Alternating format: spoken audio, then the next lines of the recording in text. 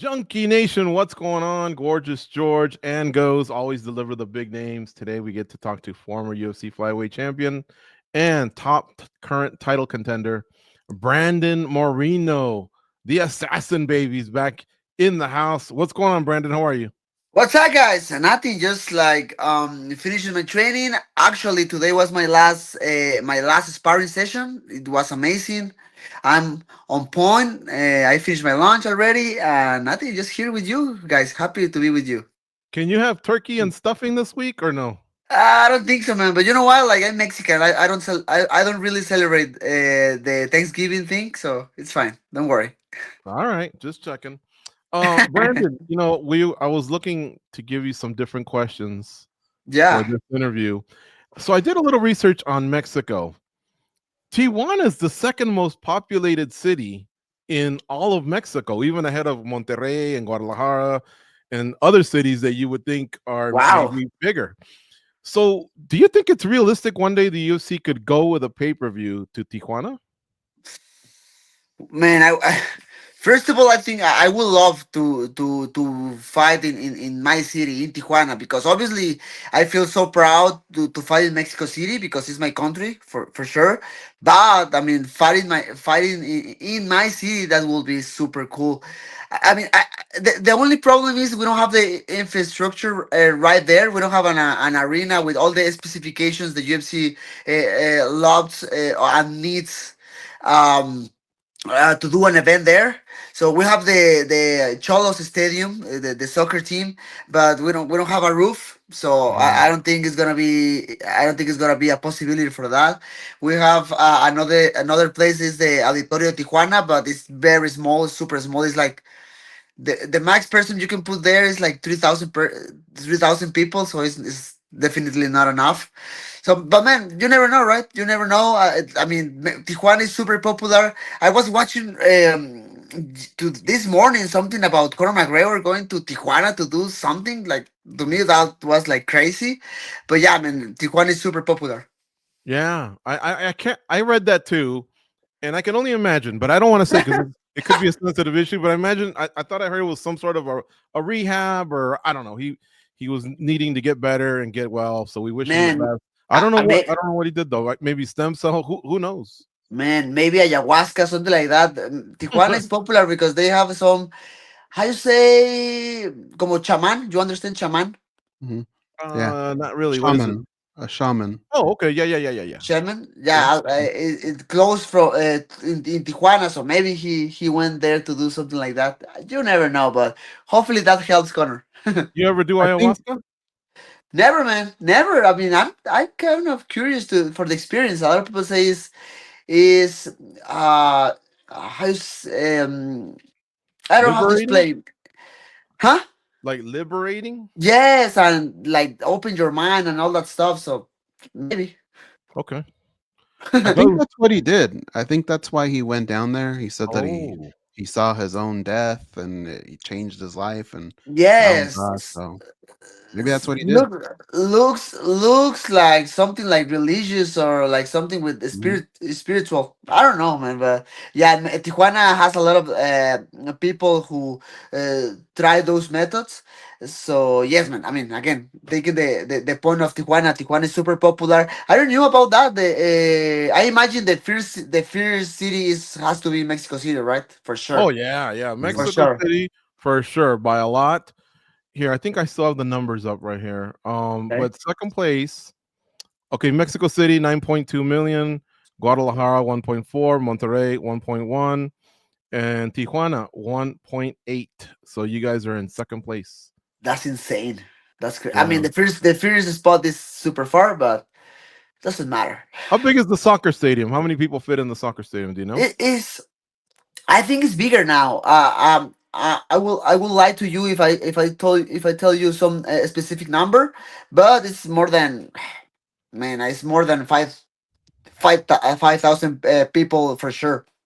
I hope Uh so. 4,000. That's I would imagine it's bigger. I think it's bigger, no? yeah. I mean, it's bigger. I'm just trying to be very cautious with my numbers, but yeah, it's a really nice stadium. The only problem we don't have a roof there, so that's the thing. But I think the weather's predictable. It's on the other side of San Diego, and San Diego's America's finest city because it's got great weather. It Yes. doesn't rain very often. I don't think it rains very often in Tijuana. I think you can plan around it. Ah, man, but you know how it's UFC is very cautious with their decisions. I mean, we can say Mhm. like, hey, we can pick on a day where it's not raining and all that stuff. But I don't know. But I mean, I throw that pitch to the UFC before, like, hey, what happened when we can go to Tijuana? But they don't look very optimistic about it.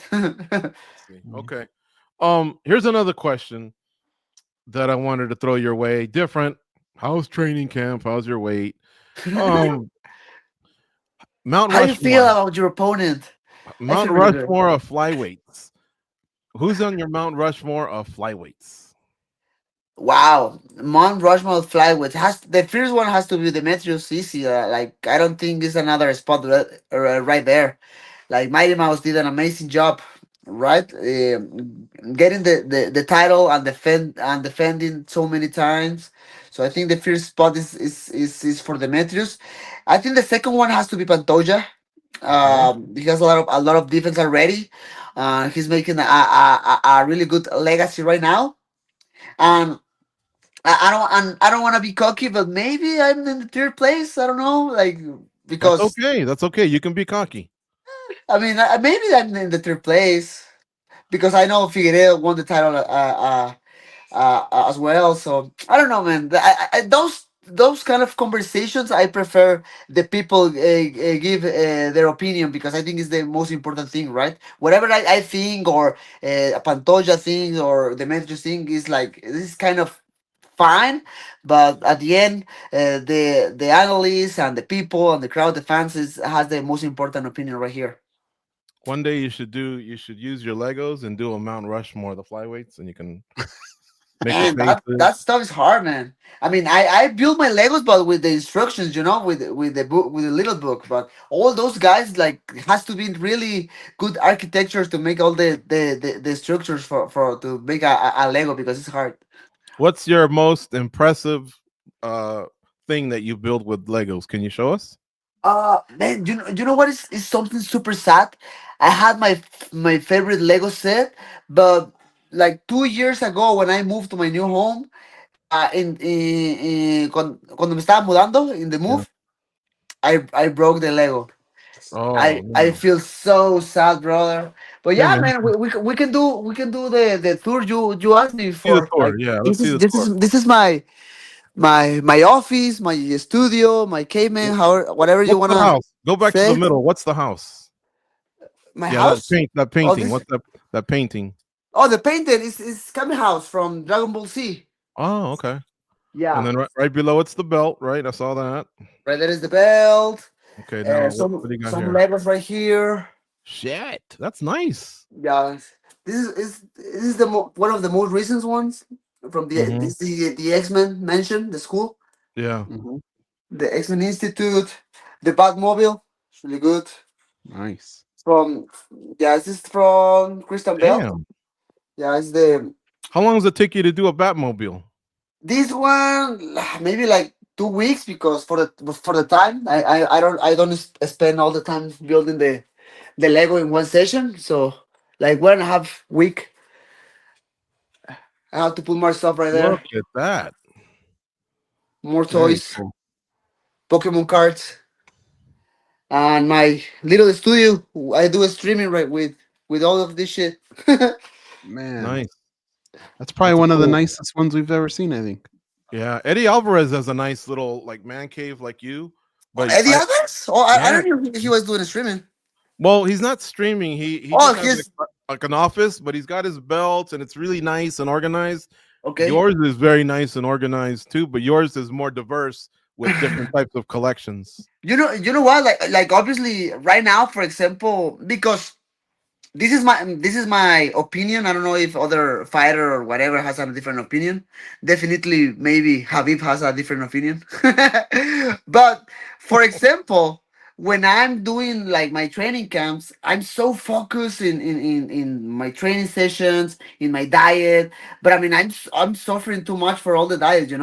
But right now, when I spend time with in my office or building like Legos or doing streaming, I can like forget a little bit of my diet and be focused on another thing, and it helps me a lot with my mind. You know. Hmm. Yeah, Let, that's let's cool. let's talk a little bit about your mind. You've accomplished so much in our sport and even outside of our sport. And I'm sure there's been a lot of pressures from back home, being a representative and all that.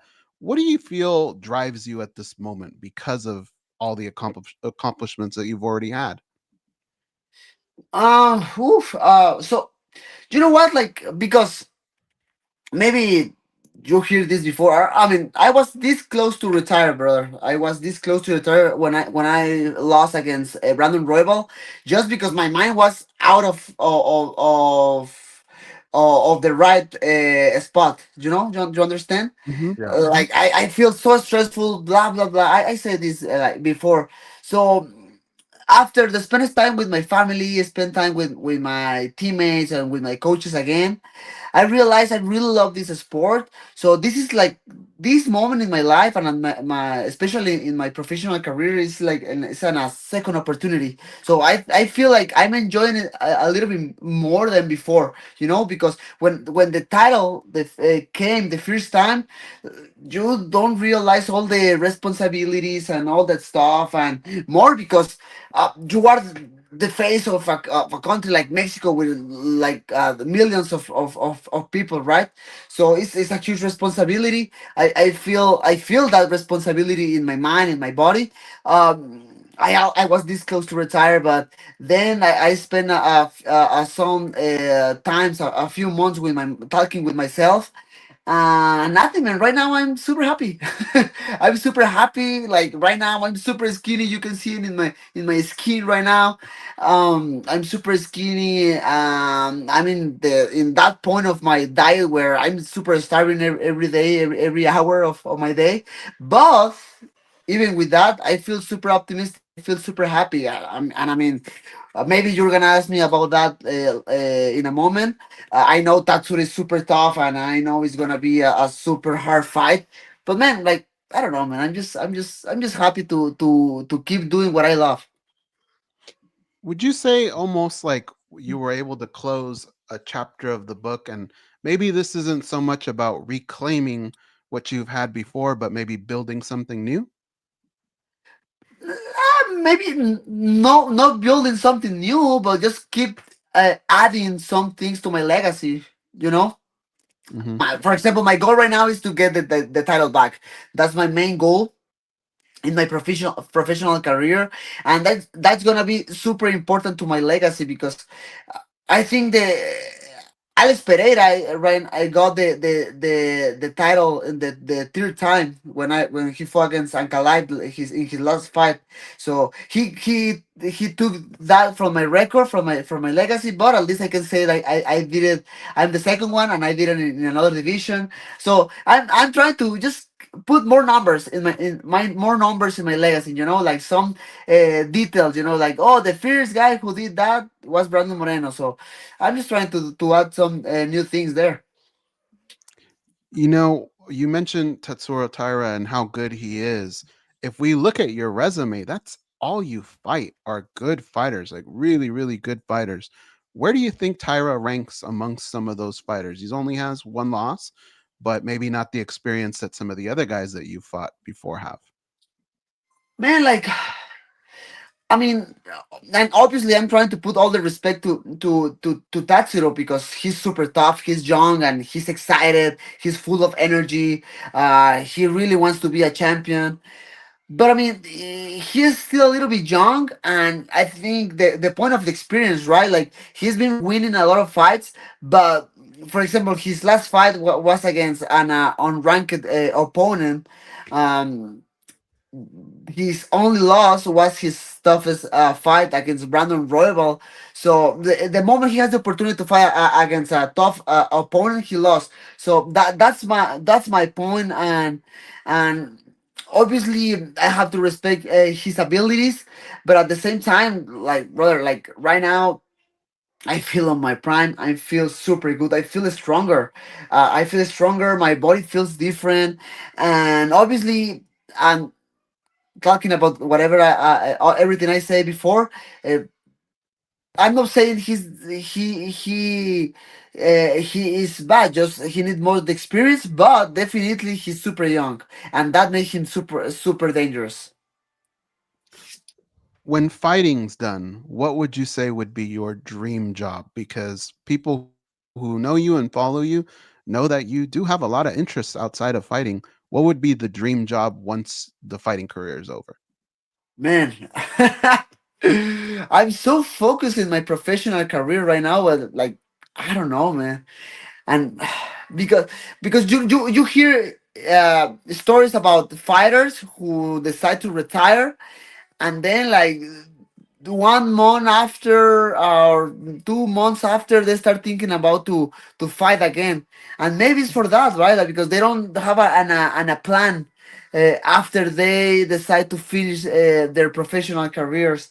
So I don't know. It's weird because at the same time I have to be super focused on my career right now. I'm not thinking about retirement. I'm not thinking about. Obviously, you start to make some little plans, like maybe I can do this and that, social media, whatever. But man, I don't know. I don't know my dream job. I will. I don't have an answer for you right now, but I promise you, I wanna think about it after this. Do you like Right. commentating MMA? Yes, I like it. I like to comment the MMA. So I had like 2 or 3 years ago, I was super active doing it in Spanish in the Yeah. broadcast for UFC in Espanol. Right now, I'm trying to be so focused in my training camp, so I do it like maybe one per month, something like that. So that's an option for sure. Okay. If the Spanish broadcast keep give me the opportunity to do it after my career is over, and maybe I'm gonna have more time to do it every weekend. I don't know. Like obviously depends on them, but I'll be super excited to keep doing that. Back to the Legos. Remember Let's the go. one that you told us that when you moved it broke? What was it? I guess just to satisfy What's my curiosity. the Daily Bugle from Spider Man? Oh, okay. Oh, okay. The journal, the journal building. Yeah. Was it like I mean destroyed or like Yes. breaking three Super, pieces no, or no, no, no, no, no, super destroy. oh, Super destroy. I feel so sad in the are you moment. gonna rebuild it? No, man, I give them to my daughters. Like, you know what, girls, like this was hard. So I give them to them. They got a lot of fun just making a mess with the pieces. But yeah, man, it's fine. I'm trying to be very stoic when something like that happen. As a father of three you have three girls, right? Three daughters, As a yes. father of three and someone who has a lot of Legos, how many times have you stepped on a Lego and it brings you a lot of pain to your foot? Oh man! So so my oldest daughter start to put more attention on Legos, because Yeah. before it was like, yeah, my father building Legos, whatever. But now he's like asking me, like, when we go to the store, like, hey, we can get this Lego, or you can buy me this Lego, or maybe, or right now it's like, hey, maybe you can get this Lego to me for Christmas. Like, let's see, girl, let's see. Yeah. But yeah, a few times. But no, man, I'm very cautious with that. He's my younger brother by 9 years. I stepped on a lot of his toys and I wanted to kill him when I was younger. Yeah. So But I mean, I I know the step in other pain. things, not specifically Legos, but I mean, my middle daughter especially, like she let Legos all around the kitchen, the dining room, is the living room, and it's painful. Do you ever want to coach the Ultimate Fighter? That is something I would love to do. Yes, that's a it's a completely yes. Because like I said before, I was trying to put some things in my resume, right, in my curriculum, Yeah. and be the ultimate fire coach. That will be a nice closing circle, because I was part Yeah. of the ultimate fire as a student, and now being a coach, that will be super nice, super amazing. So man, you never know, like maybe like winning this fight, and then they offer me the fight for the title, and they can prepare the next season for all. You never know. I just love to dream with something like that. Yeah. No, the good thing is you're open to it. What weight classes would you want to do? Pick two that you seem to connect with. Ah, man, I would love to keep supporting the flyweight division. I Okay. mean, I remember when I was in my season was the number 24.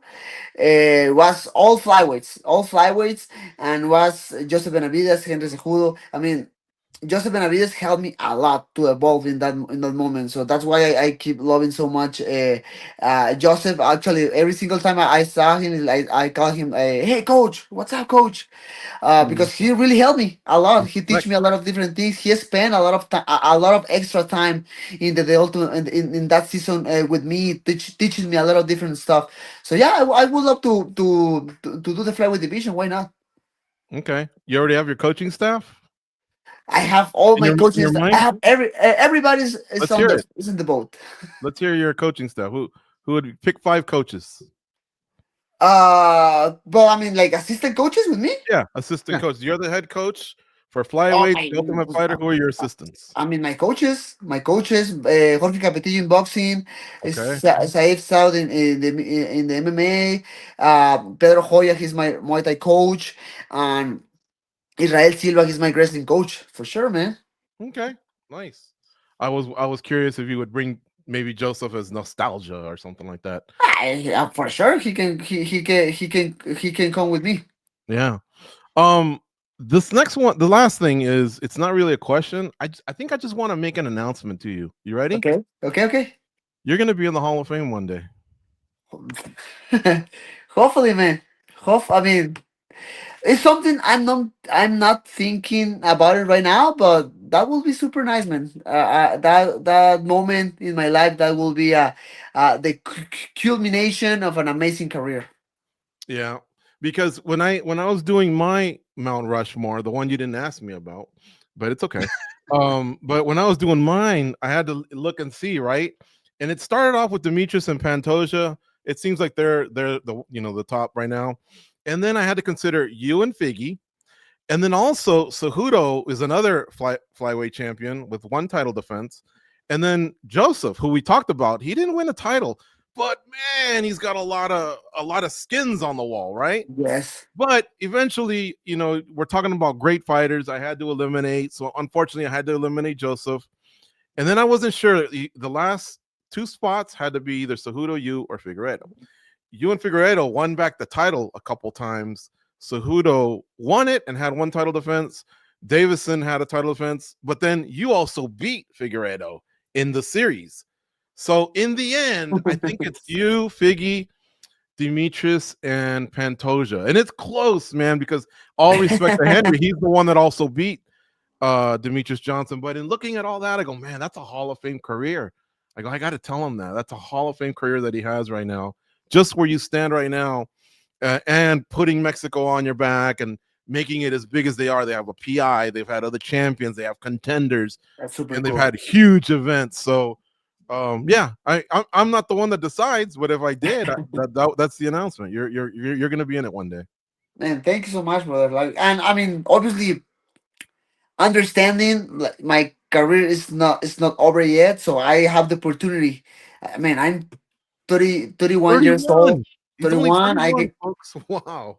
I can keep doing some special things in my career, in the division, in the UFC history, in my UFC history. So, man, I'm just excited for whatever happens in the future.